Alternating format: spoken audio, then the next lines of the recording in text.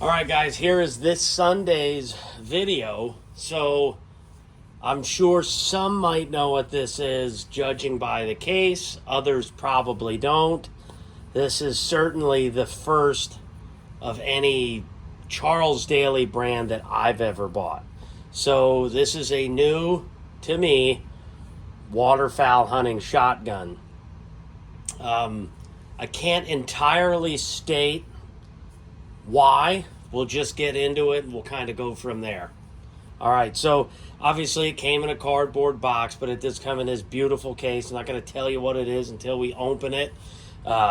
If you don't know anything about Charles Daly, it is literally no different than, say, a lot of brands nowadays of almost anything. They don't physically manufacture anything. They pay somebody to manufacture. It's literally just a brand, and that's it. Okay, so who makes this shotgun could very well be different from a $200 pump that they sell, because they literally have guns that span over $2,000 in price. This would definitely be on the higher end of that. So let's get to taking this one down. So it comes in this beautiful case. Okay, it is a really, really nice case. That A is for a car, if I'm pronouncing it correctly. That is the manufacturer of the gun. It's like a pretty nice suitcase. You can even lock these, although, you know, what's that gonna do? Anyways, let's just get to opening it up. So this case is really, really, really nice. Just judging by the type of person I am nowadays, I'd rather you just take $50 off the price of it, because I'll never probably use this case, although it is a wonderful case. It is hands down one of the nicest for a soft case that I've ever, of any shotgun, and that's including my Caesar Greenie that I use for sporting purposes. I'm not going to show you the front yet. There's the manual. Box of chokes. There is a wrench, and I'll show that later. And it comes in, you know, even these nice sleeves, which really isn't necessary. All right, let's take this thing out. Oh, wow, full camo. Full camo. Looks to be some sort of, maybe a side-by-side. Not quite sure here, right? Yeah, that's just a side-by-side, see? Oh, crap. That's right. That is the triple Magnum. All right, so before I put this thing together, let me just show what it comes with. So it does come with 5 chokes, okay? If you go by the hash marks, you know, you guys that are overseas, or maybe some of you that even understand it over here. So improved cylinder, light mod, imp mod, and full. Just goes by those little hash marks, guys, if you're unaware. 1 is full and 5 is improved cylinder. It's a decent case, actually, too. Just won't fit any that are extended. These are the chokes that I'm using. And this is the wrench that it came with factory, so I keep it with me when I take it hunting. I had a full set of these because I'm an 870 guy. I grew up in a working class family, kind of like Kamala Harris. So I already had improved cylinder, Skeet 2, mod, imp mod, and full, which is what I have in the gun, because I'm going to shoot primarily bismuth, so it's going to respond similar to lead. So that's why I'm a little bit tighter on the chokes, but I'll go into some more detail in a little bit. So let me get this gun assembled, and we'll go from there.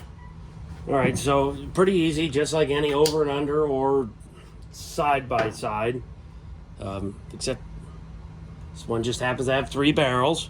Okay, that's a manual It's a manual extractor. It's not an ejector. Before I put this thing together, I just wanted to show you some of the build quality. I'm actually looking at this video through a TV that I just installed down here, so just kind of getting used to it. There's a little bit of a lag. You can see they have a sling swivel stud. It's part of it. It's part of the barrel assembly. You can see the quality is pretty good, and I'll go over some final details here once I get this thing together. So just like anything else, right?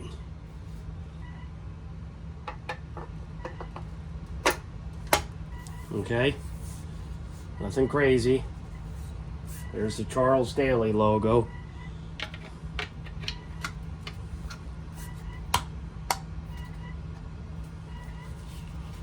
It's a very tight-fitting fore-end.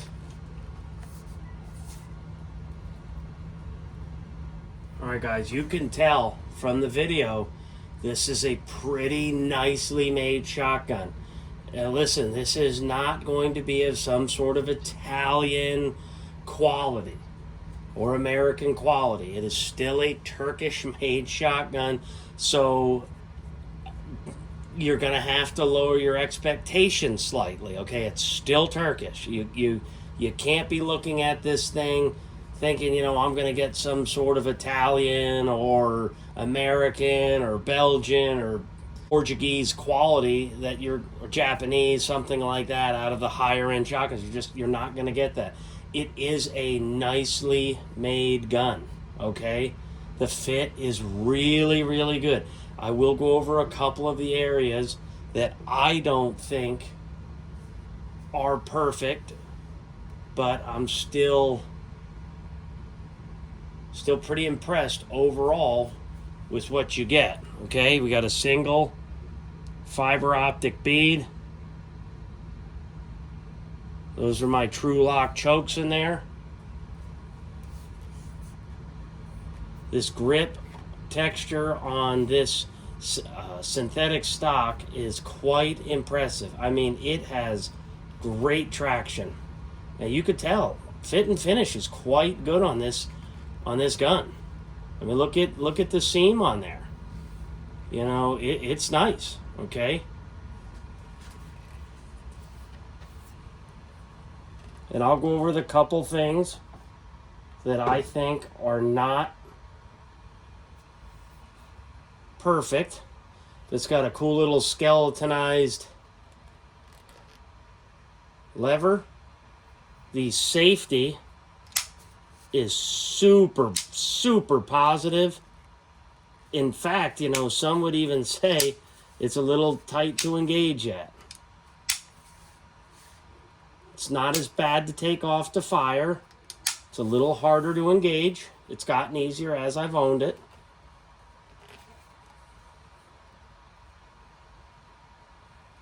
It is a really, really nice shotgun, in my opinion. This was bought as a want, obviously not a need. Some would call this gun a novelty, and I can respect that. I sure can. Truth be told, this is a very, very functional gun. This is, I would call my 10 gauge side-by-side more of a novelty than I would this, because it's still a very practical gun.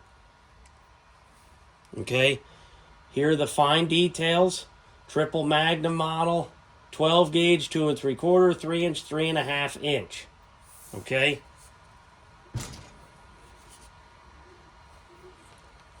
Now, some of you are going to say, well, Chiappa used to make these. No, once again, not Chiappa, just Chiappa branded. That's who was importing it. Chiappa's still importing it, but it's getting badged Charles Daly. Okay, this is no different than the Chiappa. It's the same thing. It's just imported. Okay, Dayton, Ohio, as you could tell, a car, turkey. That's where this thing is made. It's tough to read in the camo, but it's laser etched in. It's done very, very nicely, very evenly. Okay, so before I get into too much, I want to show you guys the firing order. Okay, the firing order is clockwise. Okay, so bottom right, bottom left, top. That's the firing order. There is no way to select different triggers, okay? What you get is what you get. But once again, you still have a huge benefit of having 3 different choke tubes in here. So, you know, the first time I took this hunting, I shot a hen wood duck sitting in the decoys about 30 yards, completely crushed it, and then shot a drake wood duck. I missed with the mod when it came in the decoys. As it was leaving, I pulled the trigger a second time, about a 35-40 yard shot, and hit it with the improved modified on this barrel. So it's still a really practical gun. If you're a decoy hunter, I actually think it's incredibly practical, because if you hunt decoys like me, you hunt over decoys, you try to get them in the decoys, and then you're shooting as they're leaving, generally speaking, right? Well, as the farther they get, the more open your pattern gets. If you have the ability to go to different chokes, I kind of find that an advantage. Not being able to select barrels, well, that kind of stinks a little bit, but I imagine that would increase the cost of this shotgun tremendously. So, you know, vent rib barrel, there is no venting in between the barrels, okay? And that would have been nice to save some weight, let it get rid of some heat too, but they did not build this gun to be light, okay? And I still don't think it's that heavy. It's going to tip the scales at the 8.5 to 9 pound range. I weighed mine. It came in just a little bit over 8.5. I believe on their website they say they're 8.5, 8.6 pounds, so that would make sense. You could check those details yourself if you'd like. It's a really good size fiber optic bead. I'm not a huge fan of fiber optics, so my plan is to just put a white or brass bead on it somewhere down the road. Okay. It's got a sporting clays type rib where it comes right off the back of the receiver. So I think that's pretty darn nice. So why don't we go over the trigger pulls here real quick, and we'll see what each one of the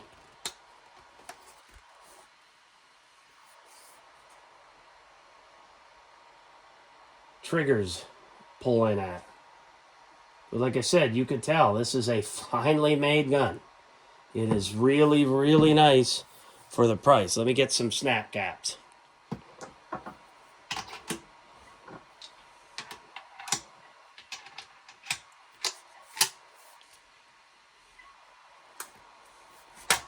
All right.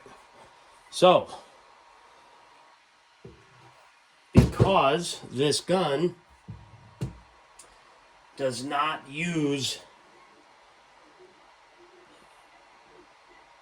an inertia-based reset, it's a mechanical trigger, which is probably best for hunting, in my opinion.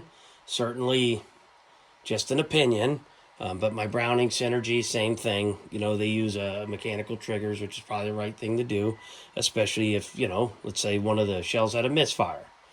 So here's my Lyman digital trigger pull gauge.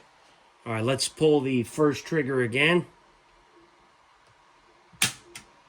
Getting 7.7 pounds. Let's try the second trigger. 6 pounds.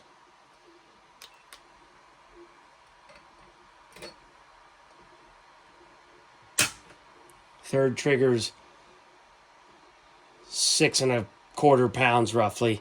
So that first pull I don't think was accurate. I might have been holding it a little bit off the angle. This is this is what it usually comes in at, is the 6 to 6.5 pound. So a little heavy for the trigger pull, but I've had many shotguns that are in that 6 to 8 pound range. It's not terrible, and because you don't necessarily squeeze a trigger, you more yank a shotgun trigger. It's not too big a deal, although it would be nice if it was maybe, I'd say if it was 1.5 pounds lighter would be great, but certainly wouldn't stop me from buying the shotgun. So, like I said, I really like this gun. There are some little details that I want to go over that, just want you to realize this is still a Turkish-made shotgun. Even though the MSRP, okay, it is in that ballpark of, believe it or not, the MSRP is over 2K, 2,200 actually. I didn't even pay close to that. I was somewhere in the mid-16s, okay?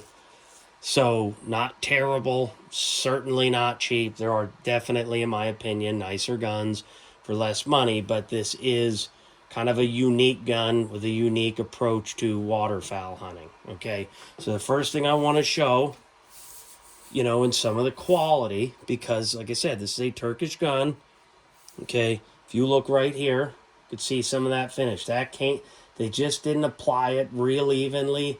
It brushed off when I first got it, and nothing else moved after that. The finish is good everywhere else, but I don't think they did their best job. Okay. There's a little bit more. There was a little bubble right there. Same difference. Okay. If you look right here real close, kind of see like two air bubbles, and I know that they transfer this with water. It's almost like there were two bubbles right here. Like I said, I'm just getting a little nitpicky. Here's some more finish. Same difference. I'm just a little picky because it was an expensive gun, but once again, it is a camouflage hunting gun, so it's not a real big deal. Okay. I'll save the most annoying, but I still want to bring it up for last. Now, right in here, if you look, this is tough to tell on video, but this is favoring, from the bottom side, it's favoring right, but if you were holding the gun down, it'd be favoring left. It's not 100% even. If you put a straight edge on it, you would notice that this is favoring that way just a little bit. It's not terrible. And then right in here, I know that's tough to tell, but right where my thumb is, there was a small gap, okay? And they filled it with what looks to be like a green epoxy or something. I'm having a hard time showing that. You can probably see a little bit of the glare. It starts about right here and goes all the way to there. It's not terrible. It does not bother me, but it is there. So if you're one of those people that you are just crazy on attention to detail, you might not like that, especially for this price.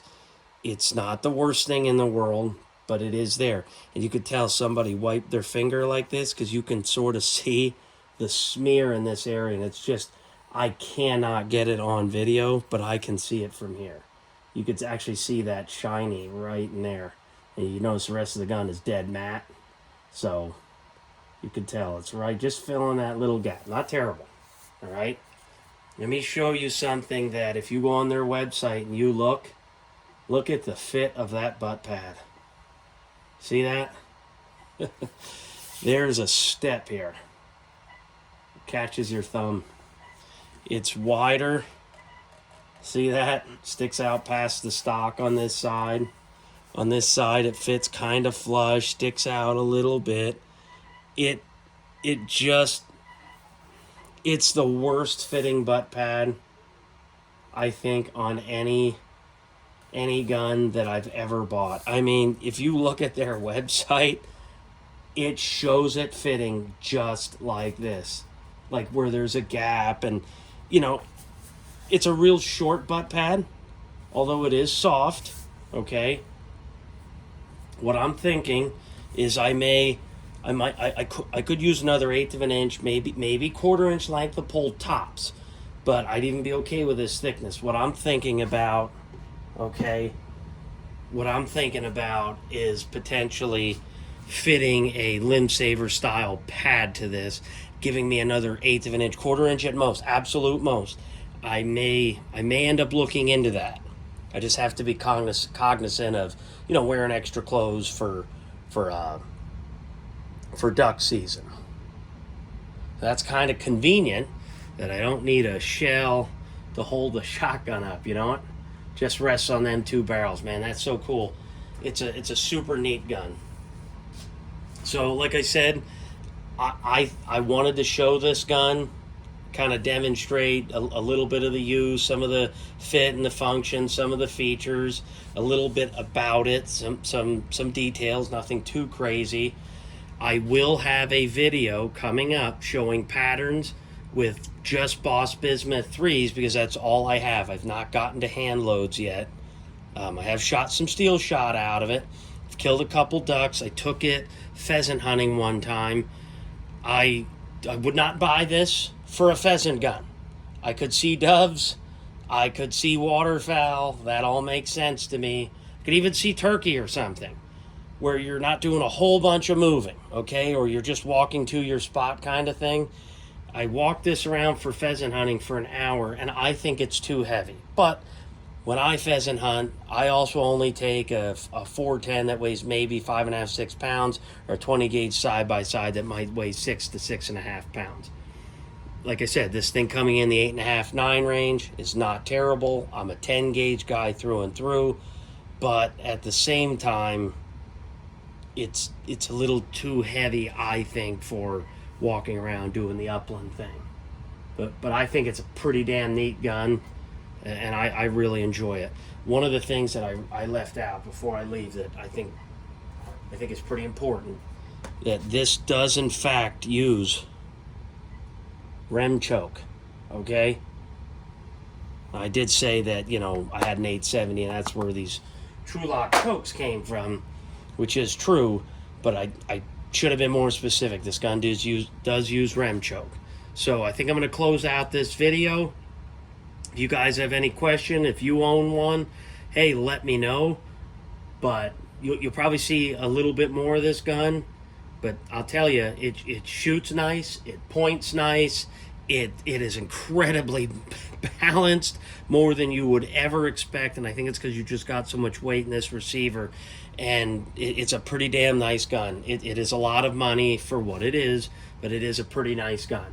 So yeah, this is closing it out. Next video will be patterns for this gun.